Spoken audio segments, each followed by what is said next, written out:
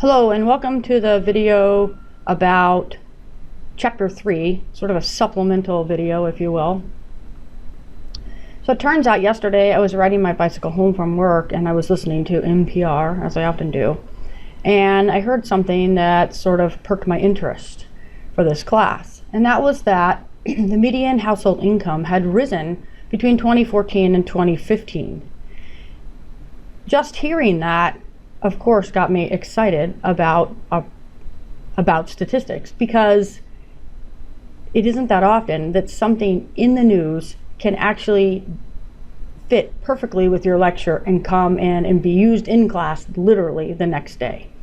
So I came into work this morning and I decided that I would take you through sort of the way I think through something like this, so it could help you with your research and applying some of the stuff you're learning in the textbook to actual research. Of course, I'll give you the disclaimer that this is me, this is the way I do it, this is my brain working. Other people do it different ways, but I figured the more you're exposed to, the better off you are. So the first thing I did was open up Google, you know, our friend Google, and I typed literally into the search bar what I remembered, which was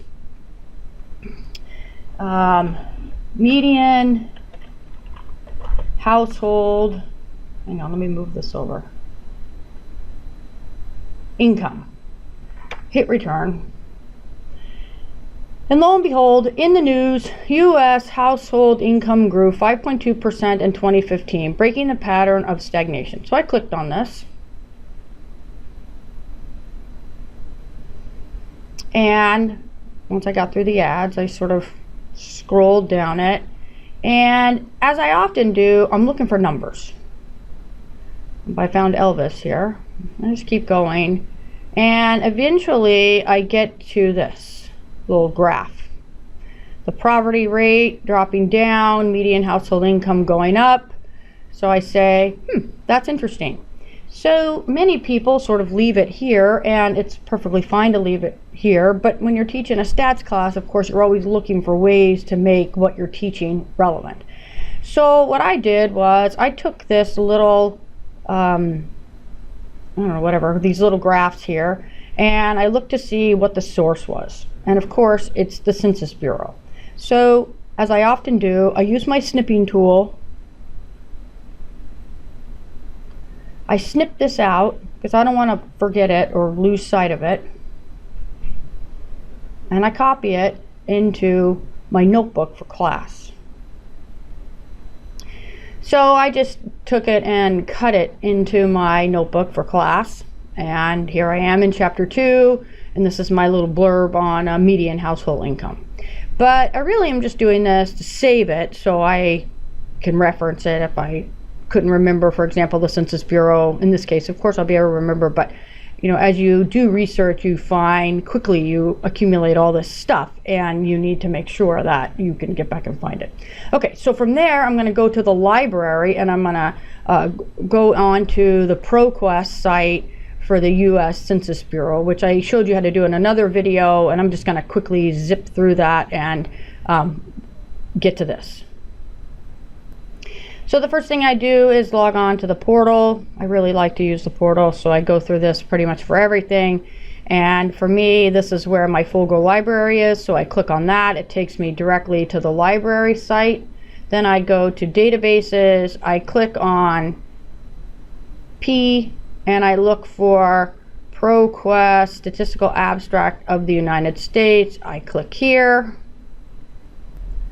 And eventually I get to here. I will tell you that I did have a couple times where I hit Statistical Abstract of the United States and I said the page, it said the page wouldn't load, but I kept trying and eventually I got on. So then I go up here into the keywords, and I'm not really certain exactly what is going to make it come up, but I do know that my graph contained median household income, so I'm going to type that in. So I get table 713, money income of households, median income by race, origin, and current income. So actually I clicked on the link and I thought it would take me to the Census Bureau, but it actually took me to the New York Times, which is definitely not the Census Bureau. So anyhow, I just Googled US Census Bureau and here it is. It's www.census.gov. It's an HTTPS. Because there I could search in the search terms right up here for income and poverty in the United States 2015. Because I wanted the actual Census Bureau's take on all this. I don't really care what the New York Times has to say about it. I figure I can do just as good a research as the New York Times can. So I went through this, but really what I was after was these tables. So this gave me the tables that I needed to make sense of these data. So I downloaded several of these because I wanted to look at what they were looking at, and you see they're all Excel tables. So the one I was the most interested in is this one right here, income and earnings summary measures by selected characteristics. So I went ahead and clicked on that, and it gives me a place to save it, and you can see I have already actually done this, of course, before I made this video, just to make sure that I knew what I was doing. So here's the table, and we're just right out here. I'm just going to click on one of these and just change it to 2014 to 2015 because that's exactly what this table is. And it's really income summary measures. So we'll just call that income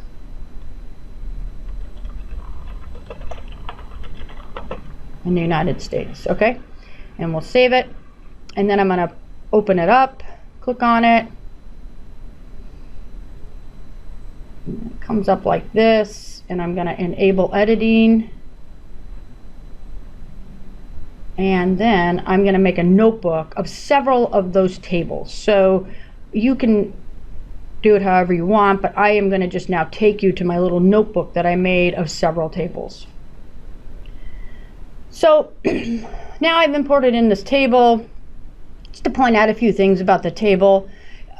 It is interesting to me sort of how they set it up. So we've got 2014. I changed the font so that it's a little bit larger so you can read it a little bit easier. It tells you up here it's in 2015 dollars. Of course, this is all important because it has to all be in the same unit, right? So one of the things I love about the statistical abstract is that they always convert everything over to one particular unit, you know, 2015 dollars or on a base of 100 or something like that. So they've done that. And then they've got 2014 here and they have 2015. Now first, this first column is not an income, but yet the number of households. And so we've got 124,000 households here and then 125,000 households here. And then here we've got an estimate of the median income. Now, of course, it's an estimate because they didn't sample every single person in the country. They took a sample, and you can read more about that as well. And so it went from 53,718 to 56,516. So over here, I think it's probably useful to make a column because I want to check out what the people were saying in the news and whether or not it's right, and you know, whether or not, you know, it's statistically important. So in this little box right here, I'm going to hit equals or plus. I'm going to open up parentheses and I'm going to say I want new minus old. So I've got new minus old, close parentheses. And so I see that we've got a difference of $2,700 roughly. And then over here I like percent change. Probably because I teach operations management, but I think percent change is a really useful tool. So in this box, I'm going to do percent change, which is always going to be new minus old divided by old. So I could just take this J box right here, but I'm not going to do that. I'm just going to go ahead and do new, which is the estimate here, minus old, and I'm going to divide that through by the old. Then I get this big old honking decimal that I don't really want, so I'm just going to switch that, but I would like a couple decimal places. So there we go. I've got $2,798, so you know, pretty close to $2,800 more per year and that represents a 5.21% increase in the median income. So that follows suit with what we had heard in the news. But I also heard, which I didn't talk about, a little bit more about poverty and how people in poverty are still struggling, and that African Americans are struggling as well. So it's useful then to kind of go on and take a look at some more things. So how has this changed for these various different groups? We've got the family household, we've got married, we've got female only, male, then we have African American, white but not Hispanic, etc. But what's nice about Excel is I can take my formula, I can Control C, which is copy, I can put it right here, Control V, and then it's going to change based on where my new cell is. So here we have this calculation, which is going to be 72,000 minus 68,000 divided by 68,000. And that represents, of course, a 5.3% increase. And so then I can just copy this down. So nice. And then I'll grab this formula, copy, and I'll go to here. And then I can just copy this one down. Now I can copy it right past this space, except for it just gives me this weird error. And so I, just have to delete it, but it's okay to just do this. And we run it down. Now, so you get this is what happens if you copy it into a space. So another thing that I think is interesting is to take a look at what is the biggest, which of these groups has experienced the largest growth, and maybe which is the least. So we can use this auto sum up here and take max, and it will automatically take the group right above it. But let's go all the way up here, see what it says. So it says the greatest increase is 4,600. So let's make that one blue because that represents a good thing. And then maybe right below it we can do the same exact thing except for the minimum. Now we probably don't really want to include the 4,000 that's the max, but it's not going to really matter because it certainly isn't going to be the minimum. But it can be kind of a pain to change that, so I'll just change it there. And here we have the minimum, which is 1,400 and 59. So let's make that one red because that isn't so great. So then it's useful to kind of go find these numbers. So here we go. Here is the greatest growth, which is here. We'll make this one all nice and blue here. Maybe a little bit more darker blue. And then we've got the least amount of growth at 1,459, which, let's see where that is. Right here. And that's the African American black man. I guess we don't know if it's a male or female.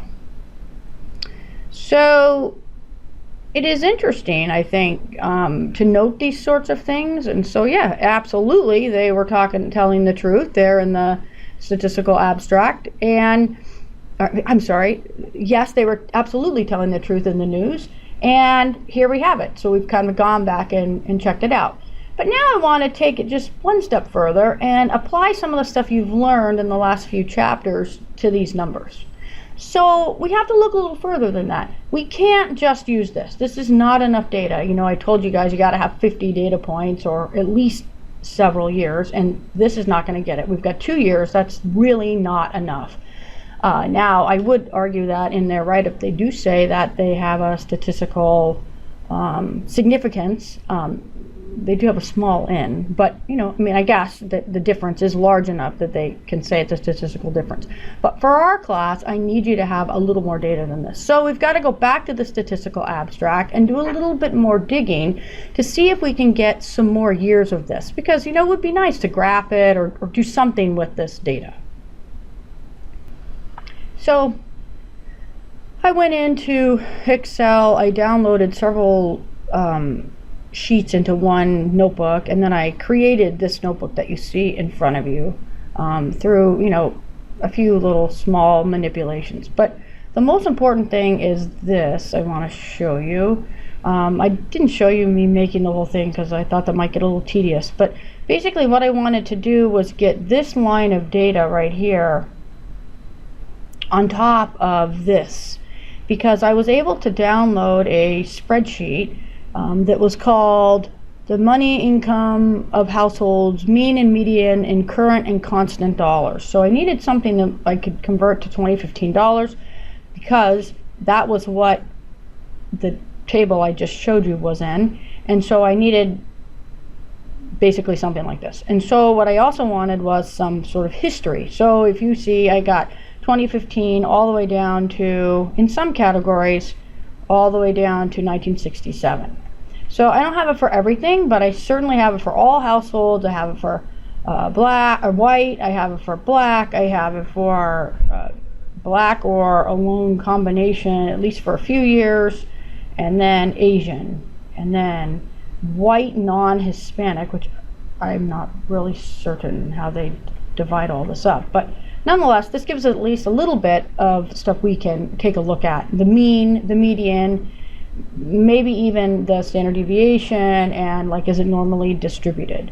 Because we want to know, like, okay, so has income really gone up? How much has it gone up? That sort of thing. So maybe what I might want to do is put it on a graph. So I'm going to do that for you. So just while I'm doing this, I'll just show you a couple things. Some of you guys might want to just skip right over this, but I'm just going to do a little text to columns here. So I'm going to show you how to get rid of these extra numbers on here. So I put in my column, these are the years, and excuse me, and I'm going to go to text to columns, which should be right up there in the top, and then I'm going to go to, I think I could probably do it delimited, so I'm going to try that because that's always the easiest. I'm sorry, I mean fixed width, and I'm going to try that. I don't know that it will necessarily work, but see, I can see here how it's going to separate it.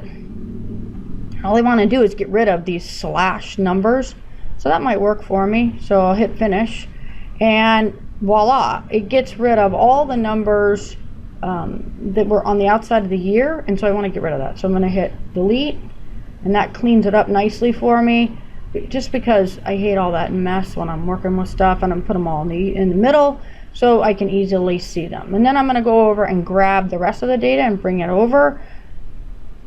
So I copied the data over. I'm going to now delete this column because I don't really need that. I also highlighted all of it and made it into dollars by clicking right up here on dollars, and then I decreased the decimals down to 0 decimals because these are dollars, and I like to kind of keep everything in dollars. And then the next thing I want to do is get this chart looking correct. So this whole chart is this mean income, so I'm going to merge these cells by clicking on this merge and center, which is right here in the alignment category. I'm going to make that a little bigger just because, you know, it looks a little bit better that way. And then I got all of this stuff, and it's kind of hard to read because it's not wrapped. So I'm going to go up here and click wrap text. And now I'm going to have, okay, I've got all households, so I want to get rid of that. And then I've got white, black, black alone or combination.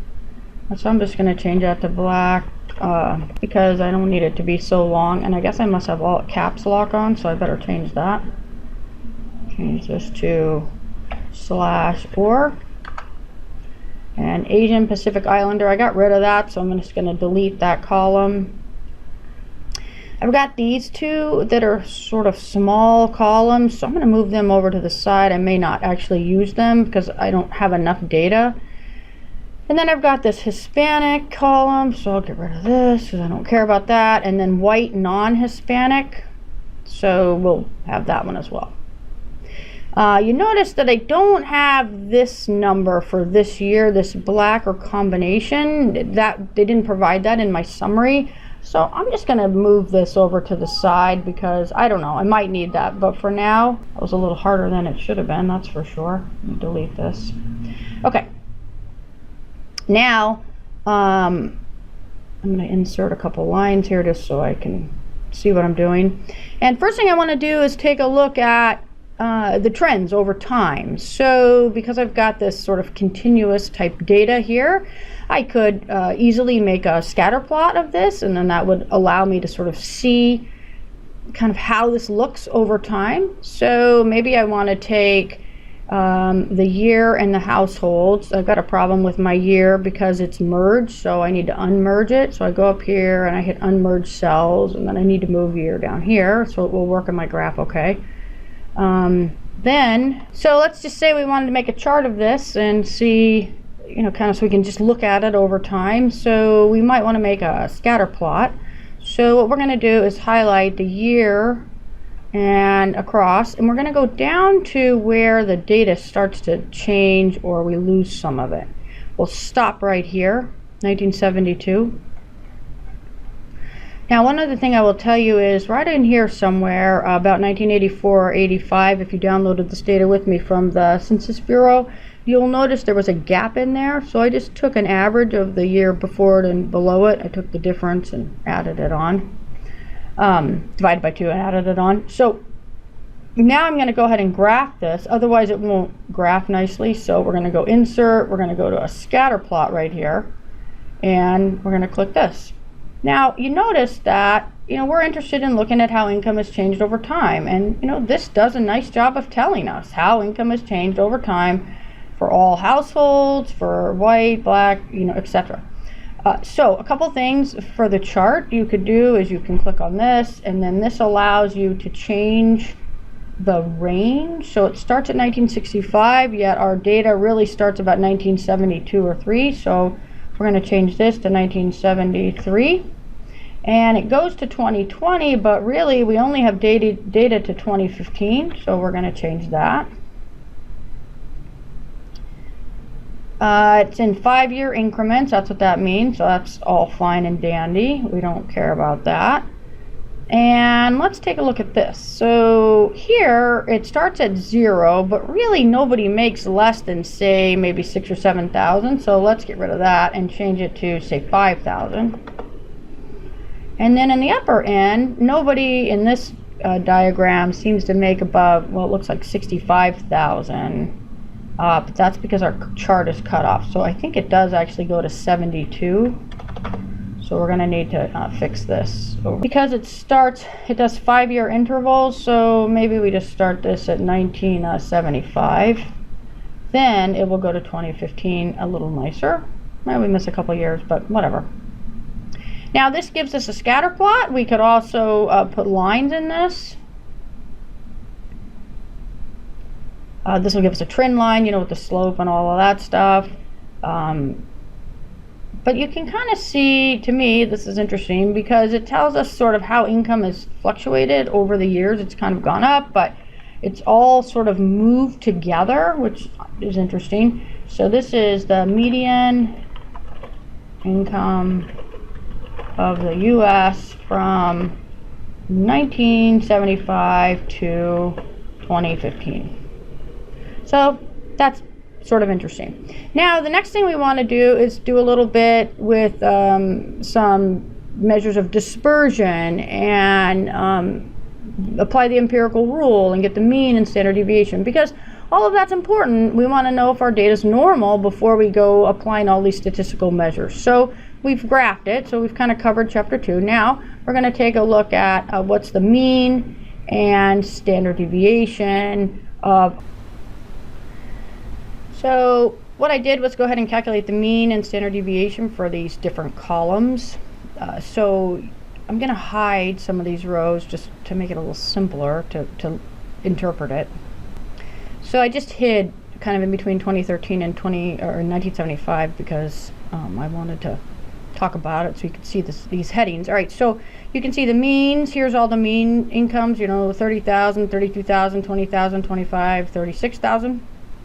The median, which is, the number that if you were to stack all these numbers up from on end, this would be the number that would fall in the center place. And then we've got the standard deviation. So given this, we might want to take a look at, if our data is basically normal. So we might want to apply the empirical rules. So 68% of these numbers ought to fall between plus or minus 1 standard deviation. So we'll go down here and we'll calculate the 68%, which would be the upper part of that, the 68th percentile, if you will, would be the mean plus the standard deviation. And then the lower part, minus 1 standard deviation, would be the mean minus 1 standard deviation. So 68% of the numbers here in our distribution ought to fall between 48,000 and 15,000. Now we have a weird thing at play here, and that's because we've got overtime and inflation and all of that stuff. So it's probably not going to be work perfectly, but that's okay. It still illustrates the point. And the point is that the empirical rule is nice when we have a small data set, but when we have a large data set, and especially when it's over time, it doesn't always work perfectly. But it does give us an idea of kind of what is the middle and sort of are we shifting from that. So in theory, we would have 68% of our data falling between 48,000 and 15,000.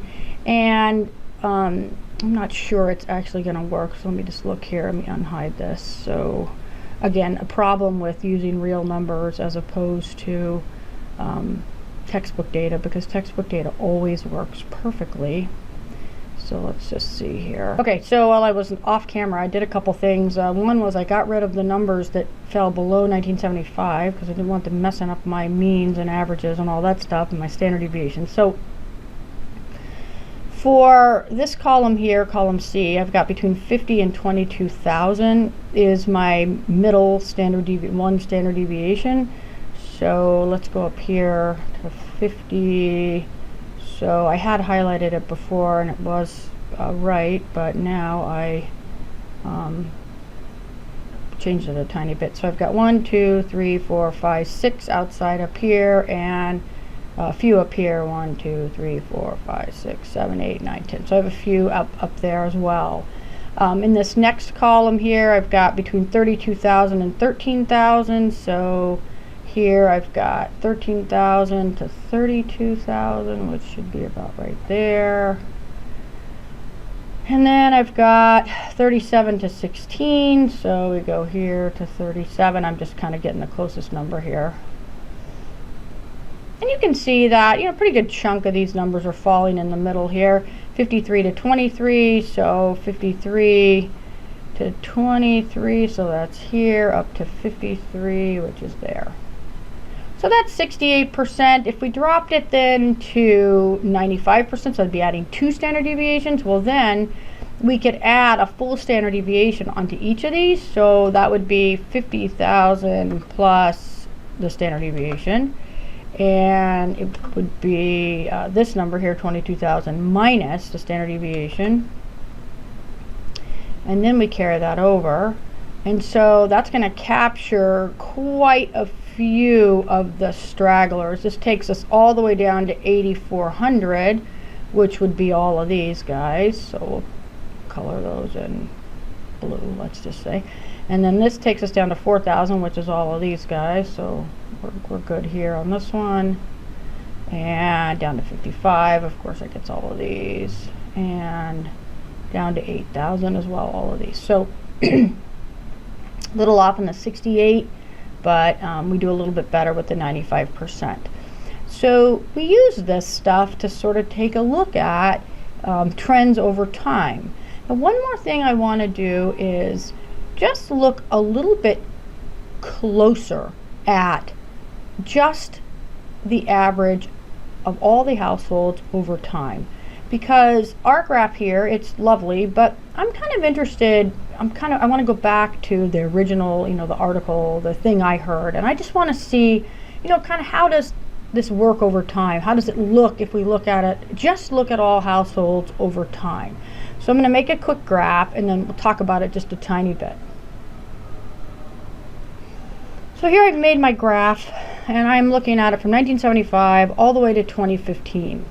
But I want to zoom in a little bit more on maybe just say, let's say 2000 to 2015, because that was what the graph actually looked at that we had originally seen way back when. And that gives us a little bit, different vision, right? Because we look at it this way and we can see that the slope of this line, so this is this line, I kind of blew it up from 1975 all the way up to 2015.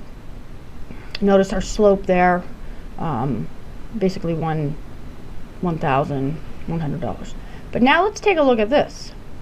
This is just since 2007 to 2015, and you notice that our R-square goes down, meaning that our line isn't a very good fit here. Notice our dots are kind of all over the place.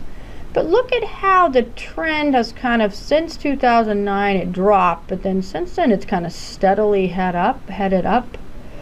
2013 looks like it has 2 entries there. But I just think it's interesting because it shows a different picture, right? Depending on the scale that you use, right? This is totally, it looks very different, if you will, than the one above it, even though it's the same data. It just has to do with, what you attune to. And, you could make it even more dramatic, if you put a line in here or you got rid of some more of it. But I just like to point out these sorts of things and show you that, you can make data kind of highlight what you're interested in. So I hope this is helpful. I hope you can kind of see now how you can take a news event and you can just, go do a little research and boom, you've got, some, reasonable research you could do. When we summarize data like this, we want to make sure that we talk a little bit about the measures of central location. We say that the average household income for all households is, whatever it was, 36,693 across, whatever it is, from 1975 to 2015. The standard deviation for this same data is $14,100, suggesting that there's been a fair amount of a variation over time. About 68% of the data ought to fall between approximately, what do we say, 22,000 and 50,794. And what does that mean? That means that over the course, since 1975, on average, the median income for people in the United States, kind of fell between, kind of a big category between 22 and 50,000. We might be able to go on to say that the white people's income seems to be significantly higher than the other groups that we measured, the Black, Hispanic, and non-white Hispanic. And if you look at those numbers, that would be something you could bring out. You could say, if you look at the white people who are not Hispanic, then the average jumps up even more. The average then is 38,000 over the same time period, with an 68% of the data, or close to it, falling between 53,000 and 23,000. So this is how we use these numbers. So hopefully in your assignment 3, I won't see anybody who just rifles off the mean standard deviation to the 15th decimal place. That's not what's interesting. What's interesting is what this means with respect to income. And that's where learning, using, understanding statistics can be super powerful. So I hope this is okay, this video, and I hope it's not too disjointed. I did go in and try and cut out some stuff where I was, writing or typing or whatever. I always appreciate your feedback, and I'm really looking forward to class tonight. I hope you are too. See you later.